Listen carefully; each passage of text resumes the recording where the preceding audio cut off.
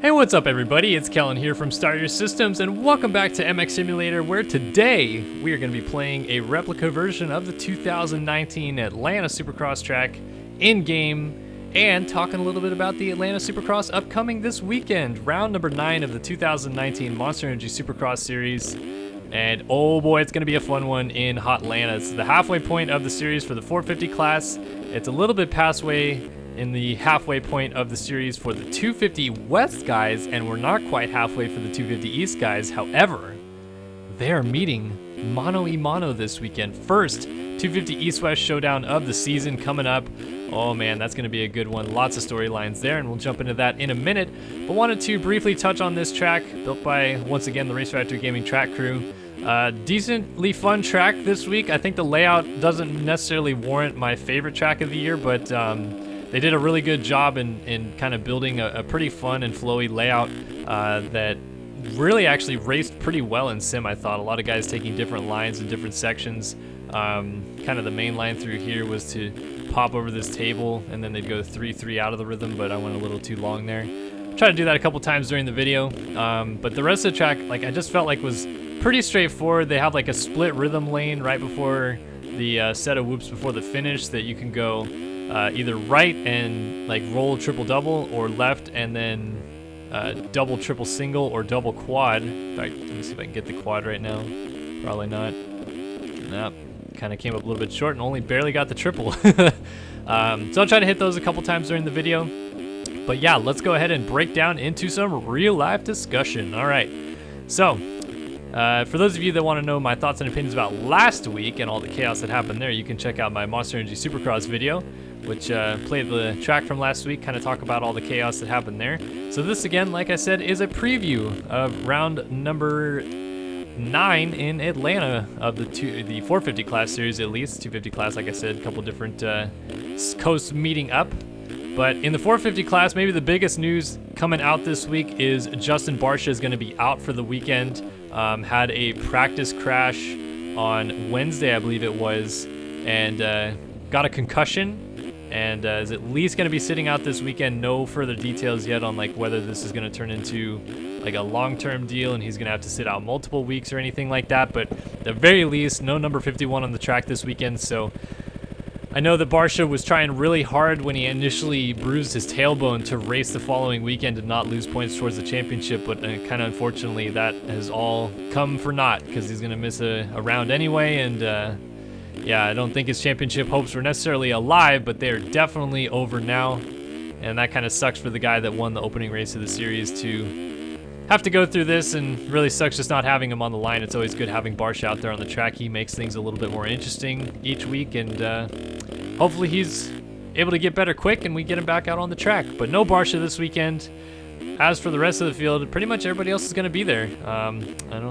Nothing crazy's happened other than Barcia this week. And I'll tell you what, one thing that's really shocked me about this 450 class this year is the rather lack of attrition in it. And I think that's in part happened just because our like main title contenders, Tomac, Roxon, Muscan, have really taken on this new approach of like, let's just get to the second half of the season. Like, we've had these struggles the last few years. Muscan, dislocating his shoulder at Houston, Roxon blowing up Webb at San Diego and getting his arm stuck in his swing arm and breaking his forearm and all that stuff, and then Tomac crashing at the opening round and getting, like a shoulder contusion or whatever it was, missing the next race, winning a couple races after that, and then crashing in the first turn at San Diego and DNFing, and he was pretty much out of the championship after that. So I think, all three of those guys took the approach of like, let's just get through the first half of the season this year. Like, let's not throw caution to the wind, get crazy, do anything stupid early on. And I think now that we are at that halfway point in the season and the championship is still as close as it is, I really do believe you're going to start seeing some crunch time out of these guys. I think you're going to start seeing Roxon, Tomac, Marvin, and now Webb, because he's in this championship hunt, honestly start riding over their head and potentially making some crucial mistakes. I hate to say it, but I really don't see all four of these guys making it to the end of the season without either a DNF or a big crash or something along those lines, just because they kind of do have to start doing exactly what I'm saying and start throwing caution to the wind to claw points away, especially Tomac, who had the bad race in Dallas. He still has some points to make back up, and Webb has been riding so consistent, like he has to do something quick to get these points back, or Webb might just, again, start run away with this whole thing. But yeah, I fully expect that this is going to be kind of the turning point week of the series.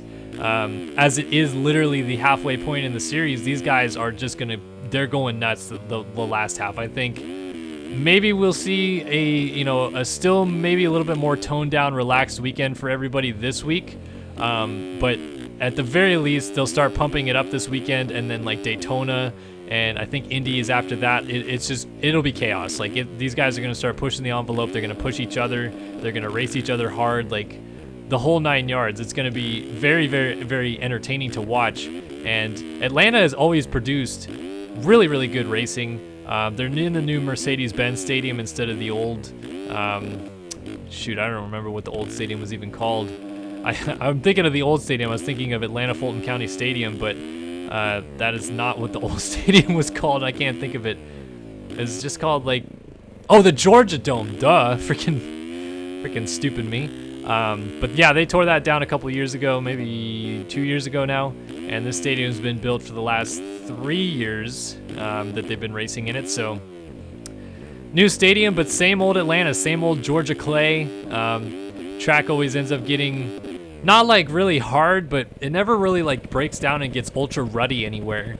I can't remember an Atlanta that was just pure ruts. It's good dirt, it's good clay. It lumps up nicely and makes good jump faces. Some of the corners do get a little bit more chopped out, but overall, I think that this type of surface always produces good racing because the dirt is actually pretty good for racing on. Like it stays pretty well intact and produces good racetracks. So that may be the thing I'm most excited for this weekend, because we've been so up and down with the dirt the last couple of weeks, where Dallas broke down but didn't, and then we saw last week at Detroit, practice was almost a disaster with how much the whoops are breaking down and everything like that. But by the Triple Crown races in the evening, it really kind of opened up the options because of how hard packed the track ended up staying. So it's kind of an interesting mix, and like I said, I'm just looking forward to some good dirt this weekend in Atlanta, and hopefully that produces some good racing.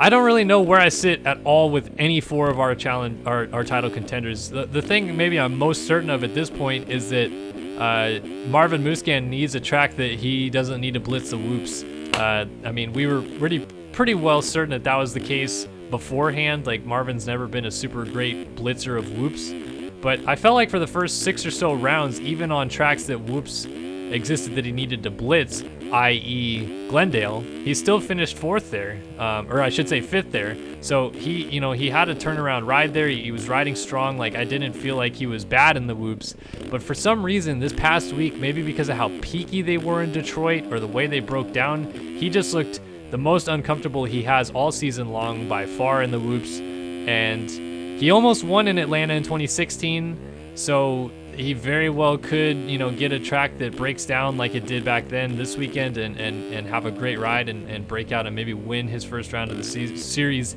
this weekend. But I am almost kind of looking at him as the, solid 4th best guy in the series right now. I think Tomac has obviously proven his race-winning speed is still there. He is only a few points behind Marvin and, very well could be ahead of him after this weekend. So I put Tomac ahead of Marvin, and then clearly Roczen and Webb are kind of have been the two guys up until this past weekend when Tomac finally clicked off his second win of the series. But I mean, the first win was a mutter. So I looked at Webb and Roczen as our two breakout riders, and Tomac winning last weekend really kind of opened the door for opportunity, in my opinion. I was a little bit concerned with Tomac moving into the second half and not carrying momentum as a bad thing, but now that he has a win under his belt, it's kind of like a reset for everybody. Webb has something to be excited about. Roczen's only 6 points out of the championship lead when he's almost never made it this deep into the series, still kind of close for a championship. Musquin, despite entering the season hurt, is still 3rd in the standings and right in it. I mean, these guys all have plenty to race for. And man, I don't know why, but I just have the sense that this weekend's going to be a very, very big weekend in terms of the championship. Something is going to happen. Someone's going to dominate a win, or, you know, finally Roxon's going to break through for a win or something like that. Like something huge that is going to kind of flip the championship around a little bit. I don't know what it is. That's just the inkling I get. You know, the halfway point of the season and these guys taking it easy for as long as they did. I just don't feel like it's going to be that way anymore. I think it's go time. I think this 450 class is going to ramp up and it's going to be epic. But enough about the 450 class, because the real storyline this weekend to me is the 250 class, the first 250 East-West showdown of the year. Seeing Cerullo and Forkner entering as the points leaders of their respective coasts. Pro Circuit Kawasaki looking pretty peachy keen, but this is also maybe an opportunity for things to go south for them. Forkner survived kind of what I felt like was going to be one of his biggest challenges of the year in the Triple Crown last weekend, and he went 1-1-1, so he looks totally fine there. But then you throw all these guys together, and although Forkner's been on a roll, like maybe if he doesn't get a start and suddenly is thrust in with all these guys he hasn't raced yet this year, I don't know. I think that this is going to be a very interesting race to kind of break down and like figure out what happened, who's fast, like who's doing what, and overall which coast is faster.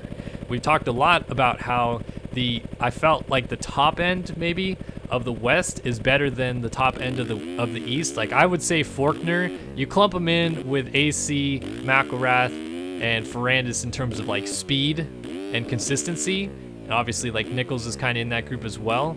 And then you kind of put like Smith and Sexton, Justin Cooper. I really feel like you put them one notch below that group that I just mentioned. Like not far off, but just a little bit off. So like I feel like the win is going to come out of those four guys that I just mentioned right there. And I think it's going to be either Forkner, AC, Ferrandis, or McElrath winning this weekend. That's my honest opinion of it. I'm not going to swear to it. I'm just going to say that that's where I think the win comes from in the showdown. So that's basically three West guys and the top East guy squaring off. And I think that'll produce some fantastic racing for one, but really it's going to create kind of a drama or a storyline, because say Forkner does win and those three guys go 2-3-4, then that means at the very least Forkner has pulled a huge points lead now, because if Smith even finishes fifth, he just gained another 9 points in the championship. So that's kind of like the biggest deal about this showdown, is how much the points can swing, because suddenly you don't have other contenders in your series mixed in with you. You have other random dudes from the other coast suddenly, you know, getting in the way, causing gaps in standings. Like even the same could go for the West. Like if AC has a bad night and finishes 8th, but Ferrandis wins, you know, like that, they could have 4 or 5 East guys mixed in there, and so AC would have maybe finished 3rd if it was a West race, but he finished 8th because it's a combined race. Like that is the incredible part about these showdowns. Like it's just such a wide open door of opportunity for so many guys that maybe aren't the championship leader right now, or maybe even is an open door for the championship leaders, because they could extend their points lead to an unreachable amount. You know, Forkner does exactly what I said right there, wins, and there's that 2-3-4 of the West guys. I mean, he's leaving with basically one whole race distance in the points lead, and that is a very hard points gap to overcome in a shortened series like a regional series in these 250 classes. So there is a lot of opportunity for both sides of the coin really to pick up on some good points this weekend, change the dynamic of the series a lot, either in their favor or against their favor, and it's really just kind of them and their own destiny to make it up. If all else goes normal, I say Ferrandis wins this weekend, Forkner 2nd, AC 3rd, McElrath 4th, Sexton 5th. That would be my top 5 if I was picking right now. I think Sexton has been due for a solid ride. I almost feel like the pressure might be off Sexton a little bit going up against an opposite coast, because like it's no longer mano-a-mano, like I've got to take down Forkner. It's suddenly like, hey, if I just get in the mix and start battling, like I could gain some serious points here. So it's just like let me get a good start and see what I can do kind of opportunity for Chase Sexton. So I see him finishing top 5 ahead of Jordan Smith this weekend. But that would be the top 5 as I would put it. I would say Ferrandis finally gets his first career win, and he does it in dramatic fashion in a showdown. And Faulkner extends his points lead with a smooth, collected ride, a smart ride, doesn't push the envelope to get to Ferrandis, and just finishes second and extends his points lead. AC tries his best, but only finishes third, and McElrath just rides a calm, collected fourth. Like, that would be exactly how I feel like the weekend would go down if it went as like it kind of should. It never goes the way it should, because these showdowns are always so interesting and dynamic and never go the way you think they will, but that's how I feel it would go. I think maybe you guys will have different opinions, but that's where I stand on the 250 coasts entering round number 6 of the series for the West and round number 4 of the series for the East. So basically right about that halfway point for both of them, a little past halfway for the West and a little bit before halfway for the East. But boy, man, this is going to be a really interesting race to watch this weekend. Like, I love that they brought these showdowns back, man. I mentioned in my last video that I don't want to see Triple Crowns take over the entire series, but if I could recommend anything, is that if you're going to have a showdown mid-season and you're going to have an uneven balance of Triple Crowns, since there's 3 of them, make the showdown in the middle of the season a Triple Crown race. So you have the 11 best West and East guys lining up on the same gate together for 3 main events, and that technically speaking means that they all do 10 rounds of a series, because they both do the 2 Triple Crown races, and it doesn't get offset that way. And you know, they meet each other in the middle here, but like, I don't know. I think that would be fantastic to have a Triple Crown be a showdown for the 250 guys. And who knows, maybe that's something they do in the future. I know that they like doing these showdowns as like almost like a novelty thing, where it's like, look, the 250 East and West guys are getting together. This is incredible. But you have the finale for that. You have Vegas as being like this grand finale, one main event, winner take all type of thing. I think throw a big wrench in the plans for all of these guys and give them a Triple Crown with a showdown in the middle. Like, really completely change it up, because now both of these guys, I mean, I think if you do it the way I'm thinking, you would technically do a Triple Crown later in the season for the East guys, but both of these guys have already done Triple Crown rounds with, you know, the Triple Crown last week for the East and the Triple Crown at round 3 at Anaheim for the West. So they know the format, they're used to it. It just is ramping up the intensity with a little bit more guys on the gate. I would think that's the next change I would like to see if they're going to make a format change to the series. Would be showdown number 1 is a Triple Crown, showdown number 2 is the grand finale. But I, of course, would love to hear your guys' thoughts. Call me an idiot if you want, or call me the greatest person ever, because that idea is fantastic and the chaos would be amazing from it. Either way, I just would love to hear your guys' thoughts and opinions on all of it, really everything. What do you think is going to happen? Who do you think is going to win the showdown? Who do you think is going to win in 450s this weekend? Who do you think is going to take the momentum with them to Daytona? Like, there are a lot of questions to be answered, and I don't think there's any clear-cut answer to any of them. I think the 450 class is wide open. I think both 250 classes kind of still have a wide open aspect to them, more so the West guys, because Faulkner's kind of dominated the East thus far. But man, I'm just like, I'm maybe the most excited I've ever been for round 9 of the series ever. Like, the fact that the series is this close still, like, this is massive 2011 vibes for me going on right now, where like everybody can win, anybody can win, and nobody really knows what's going to happen. That is a tremendous thing for the series, because we needed desperately to have something like this happen, where it's wide open, chaos, new winners, all this. Like, it has been a tremendous year of Supercross, and I'm so looking forward to yet another round this weekend in Atlanta. But like I said, let me know your guys' thoughts in the comment section below.